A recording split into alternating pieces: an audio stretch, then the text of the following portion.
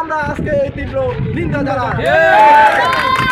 আজকের এই আয়োজনে আমাদের সাথে যুক্ত হয়েছেন চট্টগ্রাম মহানগর তৃণমূল সমন্বয় সংগ্রাম পরিষদের সিনিয়র সহসভাপতি ইউসুফ মানিক ভাই, তাকে আন্তরিক ধন্যবাদ জানাই আমাদের এই আয়োজনে সাড়া দেওয়ার জন্য।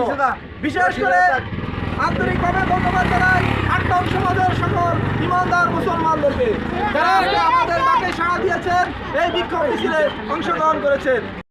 এবং ভোরবেলা ফাউন্ডেশনকে আমি ধন্যবাদ জানাচ্ছি এবং সাথে সাথে সারা বিশ্বের মুসলমানদেরকে একটা ইমানি শক্তির পরীক্ষা আল্লাহ পাক দিয়েছেন।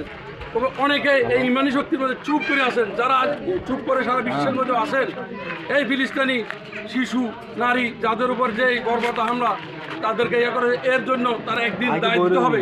আমরা সাধারণ মানুষ, আমরা যে আজ এই ক্ষুদ্র এলাকা থেকে যেই কয়জন আমরা এ করছি, এর জন্য ইনশাল্লাহ আল্লাহ পাক আমাদের সেই প্রতিরোধ দান করবেন। এবং আমি সর্বশেষ একটা কথা বলি, শেষ করতেছি, এই অত্র এলাকার ভোরবেলা ফাউন্ডেশন এবং ৮ নং সমাজের অতীতে ইদানিং আমি কয়েকটা উদ্যোগ দেখেছি সামাজিক এবং এই নৈতিক দায়িত্বের, এই হিসাবে ইনশাল্লাহ আমি আগামীতেও তাদের এই আশা ব্যক্ত করে আমার শেষ। আসসালামু আলাইকুম।